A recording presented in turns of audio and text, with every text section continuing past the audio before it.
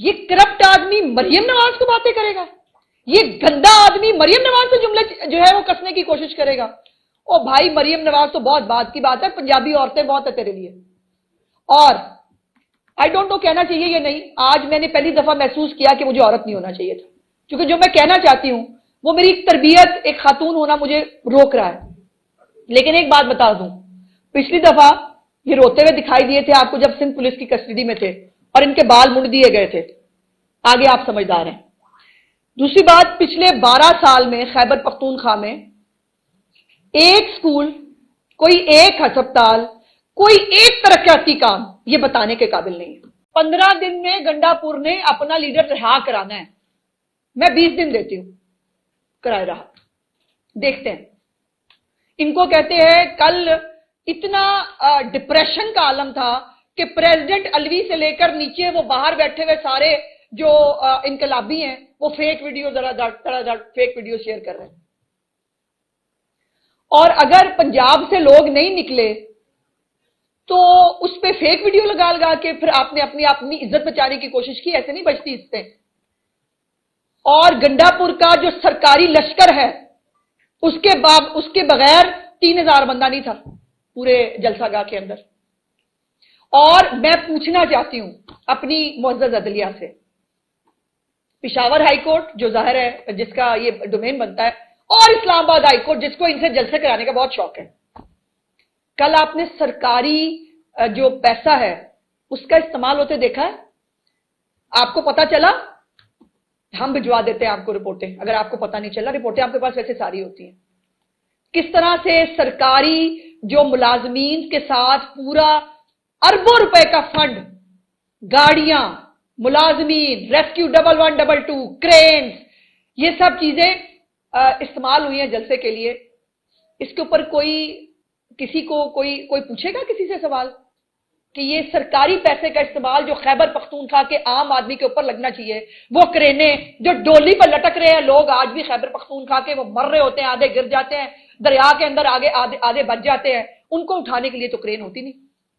یہاں جو ہے وہ، اور پھر کیا سیاسی جماعتیں کرینے لے کے چلتی ہیں؟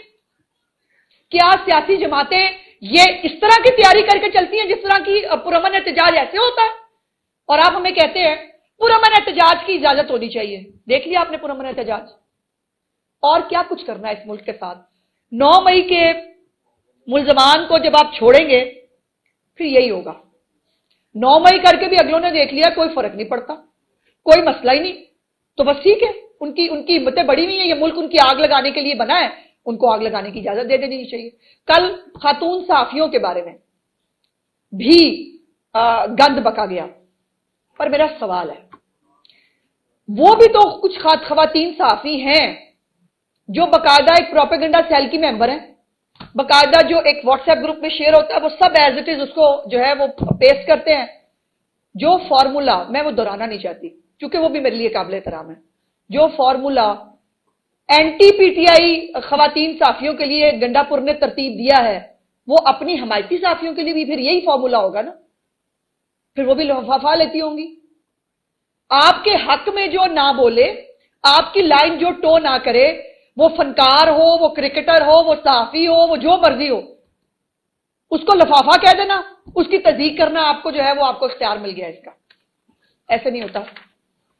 اور دوسری بات، جس بندے نے لشکر کشی کرنے آنا ہے پنجاب کے اندر، اس کے اپنے علاقے کا حال یہ ہے کہ یہ آدمی اس حلقے میں نہیں جا سکتا، وہاں ٹی ٹی پی کا پورا کنٹرول ہے. یہ ٹی ٹی پی کو بھتہ دے کے جیتے ہیں خیبر پختونخوا کے اندر، یہ عالم ہے. یہ ٹی ٹی پی کو وہاں جو بسایا تھا، جو صدارتی آرڈیننس کے ذریعے جو طالبان کو لائے تھے، وہ آج ٹی ٹی پی ان کے سر کے اوپر چڑھ کے ناچ رہی ہے. خیبر پختونخوا جل رہا ہے دہشت گردی کی آگ میں. خیبر پختونخوا جو ہے وہ یرغمال ہے طالبان کے ہاتھوں، اور اس کو لشکر کشی کرنی ہے عمران خان کو جیل سے چھڑانے کے لیے. اور عمران خان کیا کوئی نماز قضا ہونے کے لیے جیل میں ہے؟ یا عمران خان کسی بقرعید کو چوری کے کیس میں جیل میں ہے؟ اس کے پاس کیسز تو دیکھو کیا ہے. اور پھر وہ کیسز بڑے غلط ہے. 190 ملین پاؤنڈ جو ہے وہ کیس جو ہے وہ بالکل جھوٹا ہے، بے بنیاد ہے. لیکن جناب میں عمران اللہ نیازی جو ہے مجھے سب سے پہلے جو نیا قانون بنا اس پر ریلیف مجھے دے دیں، میرے کیس فارغ کر دیں. یہ عالم ہے، یہ ہے منافقت. اور اس کے اپنے علاقے سے 2 جج ان پہ حملہ ہوا جو خیبر پختونخوا کے جج ہیں، 3 فوجی افسران کو اغوا کیا گیا، اور صرف 6 ماہ کے اندر، پچھلے 6 ماہ میں جب سے یہ حکومت میں ہے، 5 مرتبہ پولیس حملے ہوئے اور کئی جوان شہید ہوئے. یہ اس کے اپنے علاقے کی بات ہے، یہ اس کے اپنے صوبے کی بات ہے. اور یہ دھمکیاں دیتا ہے کھڑا ہو کے مریم نواز، یہ دھمکیاں دیتا ہے پنجاب کے صوبے کو. پنجاب کا صوبہ جو ہے وہ ہم بڑے ہونے کا ہمیشہ ثبوت دیتے ہیں، ہمیں بڑا بالکل ہم بنے ہیں، ہمیشہ ہر جگہ بنے ہیں، لیکن پنجاب کو، پنجابیوں کو اپنی عزت کروانی بھی آتی ہے، اور اپنی غیرت کے اوپر جو ہے وہ ہم کسی چیز کا کمپرومائز نہیں کرتے ہیں. یہ بات بڑی اچھی طرح پتا. اور ہماری تو پنجاب پولیس ہی بہت مشہور ہے، میں نے آپ کو بتا دی.